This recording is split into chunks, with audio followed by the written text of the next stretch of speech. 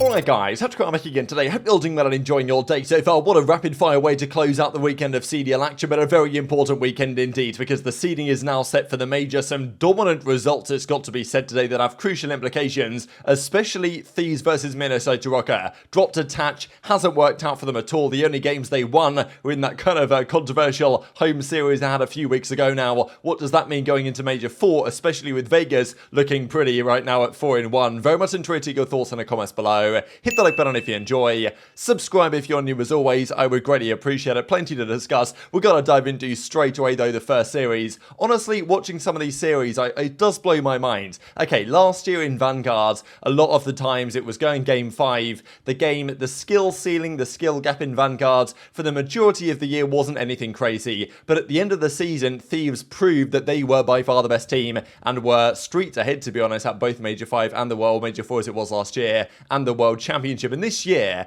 now the season's got to crunch time, teams really are differentiating themselves, not necessarily so much at the top level, but the bottom tier teams are the bottom tier teams. It's very clear, and it's the same story every single time. I believe Florida and Guerrillas are the teams, and Vegas have been there most of the time. They've been in every single losers bracket, right? They've been bottom 4 every single set of qualifiers. So the game might not be perfect, but the better teams are nowadays winning the majority of the time, and at times in dominant fashion. Game 1 went the way of Surge. It was close early on here between Guerrillas and Surge, but then they pulled away. Simp has been not exactly lackluster, but he hasn't had his greatest stage up until the last 2 series he played, and they went, what, 6-0 map count in the last 2 series they played against FaZe and now Los Angeles Guerrillas. Game 2 was a full collapse from Guerrillas. I don't know what it is about these teams at the bottom, right? Guerrillas, even Minnesota Rokkr will get to, certainly London. They at times look quite competitive and okay, and then they get into a position where they just throw it all away. That was the case with Guerrillas here. They looked dominant in the first few rounds. They went up 4-1,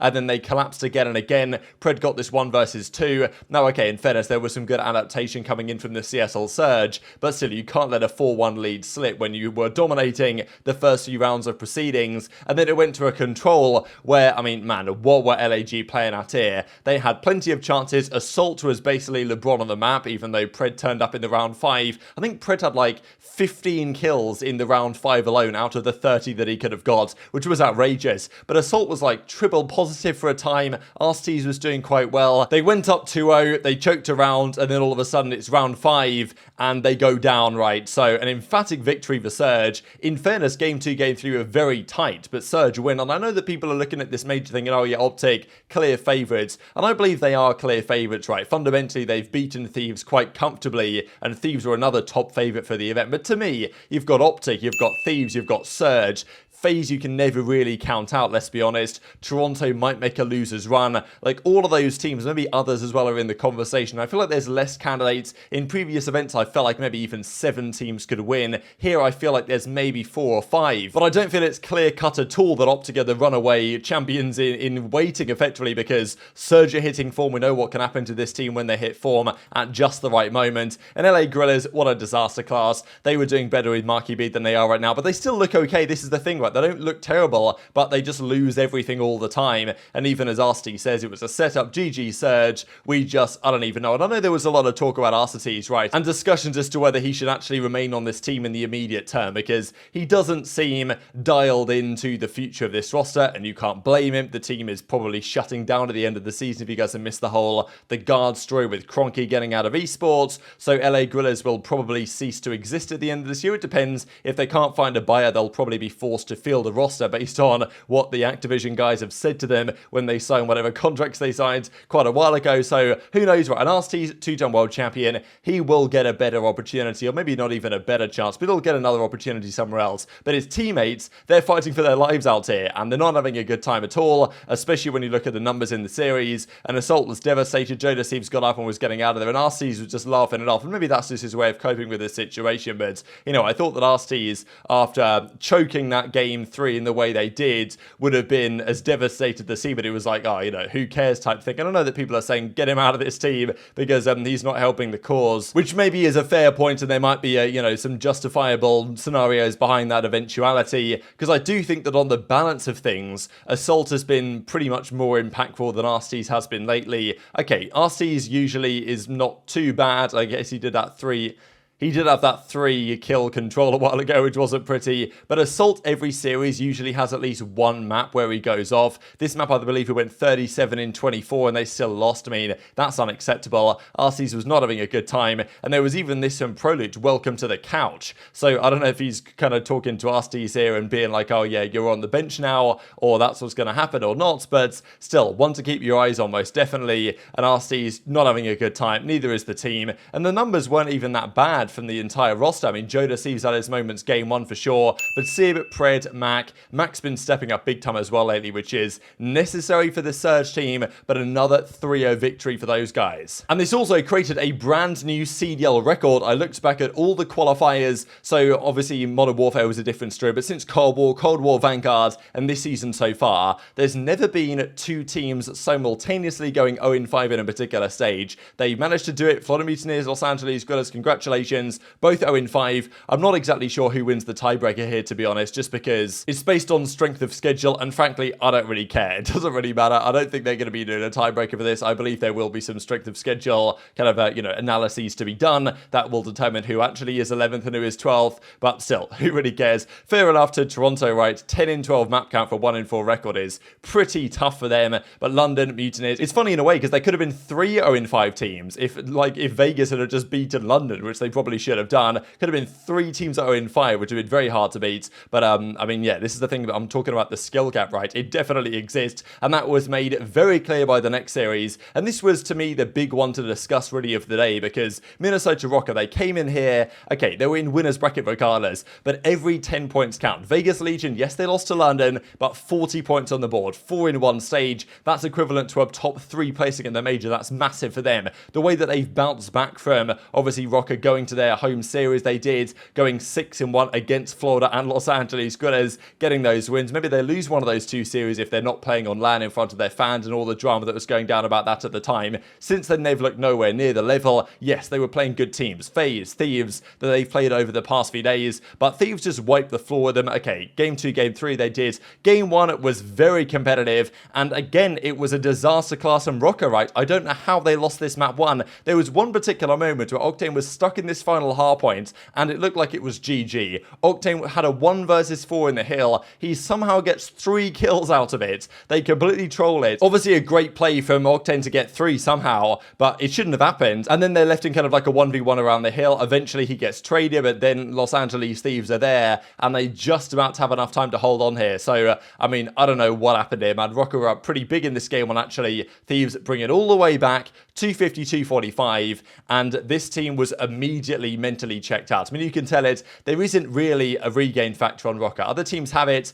This team does not have it. Okay, losing in that manner is going to mess you up mentally, but still, the fact that they collapsed as they did game 2 was nothing short of embarrassing, to be honest. And it's funny, really, because I don't really have any highlights of the series, because game 2, game 3 were just way too fast. Game 2 was a search and destroy on, what was it, Embassy, right? Where Thieves bodied them 6-1. The first few rounds were a whitewash. It was 4-1 in a heartbeat, 4-0, 4-1, 6-1. You've got to give credit to Kenny as well. It does seem to be that it's around about this time in the season, what are we, 65-70% of the way through the season, that's when Kenny goes God mode. And this series it was the case, and Kenny on form is a scary proposition for Thieves, because Envoy's been the main man from the SMG department for some time, but we know that end of season Kenny is always incredibly good, and today we saw exactly that. And Octane's been playing ridiculously well. Drazah's been doing his thing as well. Envoy didn't even need to do that much today, which is a scary proposition, as I just mentioned. So if Kenny can keep up this form and Octane keeps up this form, they are certainly right up there in terms of favourites for this upcoming event. But on the other side, Rokkr get bodied on the control as well. Expo control, I can't believe, first of all, that teams were trying to tell us that Fortress is worse than Expo. Like, are you serious, lads? I know they never trialed it and they were just pretending that it was worse, or that they knew it was worse or whatever, even though they didn't know,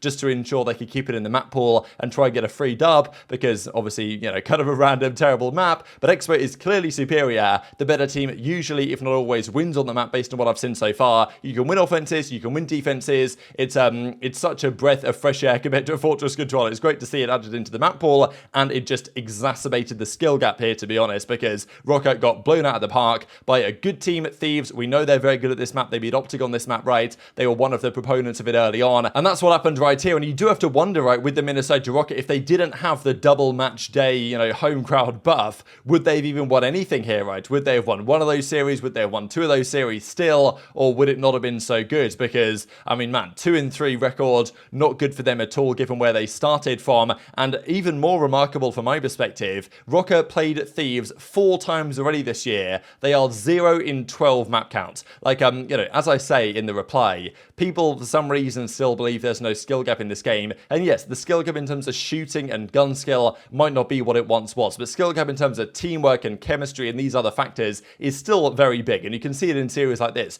Rokkr, what, 0 in 12 map count against Thieves so far this year? Okay, that is embarrassing, but fundamentally this result was probably expected as a result of that analysis, right? An Octane 1.3, 2 KD so far this stage, the highest KD of anyone, and these were the overall numbers. Bance, FaZe having a tough time. The thing is with FaZe, I just don't understand what they're thinking here, Rokkr, right? So we've got to discuss it for a minute or so. They dropped Attach from this team. Attach, they, I guess, said he was being too slow, even though Attach said that the coaching staff's telling me to be slow. They bring FaZe in. FaZe, known in challenges, hyper-aggressive SMG player. That was when he was doing quite well. He could easily be the aggro SMG for this team, and it probably would work out better than what they're currently doing. Instead, Afro's doing that role. Bance is kind of meant to slay a bit, but that's not going to happen. And then Cammy's struggling, thinking, what the hell is going on here? Because my AR partner is FaZe. That just doesn't make much sense. I just don't get it, right? Minus Attach plus FaZe in that role and putting Cammy to the main never really made too much sense to me. And the team has so many serious issues whenever they want to do anything. Break at hardpoint, like go for a setup in search and destroy. I don't know, the coordination, the positioning, obviously people talk about pacing, bit of a buzzword, but I just feel like, again, there's issues there, right? And we've seen it in all the game modes, to be honest, and it's not dissimilar to when Attach was here, and arguably at times it's even worse. So whether Attach is going to be returning is a big question, but now is not the time to look the worst they've looked as this roster of 4, because they're going into a major where they need to try and outscore Vegas. They can't afford here, Rokkr, to get top 12 and Vegas to get like top 6 and get another 20-30 points on the board. But right now that does look like a likely possibility, and they will not have an easy winners round 1 game. And quickly then, the final series of the day, another rapid fire one, probably the quickest day of online matches ever, to be honest. Now this should really not have been a 3-0, I don't think. Okay, subliners were impressive game 1.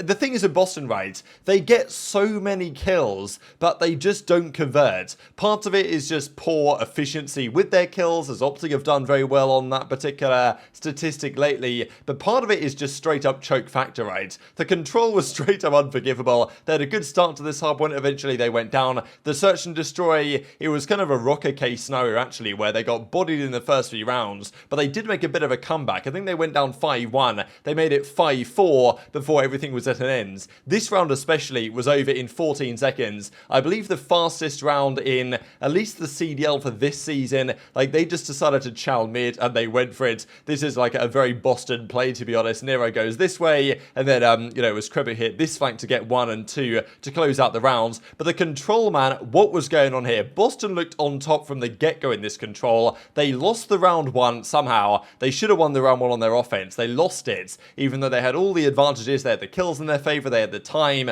but they went down when it mattered. And the same story unfolded in the final round. This was borderline. I actually almost looked away here because the lives were like 15-8, then it was like 13-6, then it was like 11, I think it was 11-3. They literally had 3 guys left, subliners. I was like, okay, it's over. When you get down to less than 4 guys left, like you've got to think it's over, right? But no, somehow subliners get the kills. They split them a bit too much, Boston, maybe get a bit too confident, because you know on this map with only 1 tick left to go, like just 1 wave of 3 or 4 dead, that's enough. That's going to be GG. There's nothing Boston can do, and I mean, they're gutted about it, and understandably. Beans had 40 kills there. He went 40 and 25. Kremp had the same reaction because he had like 38 or at least 35. Like, both of them slayed out big time, did so much, but then when it comes down to the wire at the end of it, they collapse, right? And this is the thing with Boston. They dropped Vivid for Kremp, but I don't think really, looking at their performances, that was necessarily a bad idea. Kremp has been a top slayer. Their slaying numbers are insane. Look at their overall series stats here.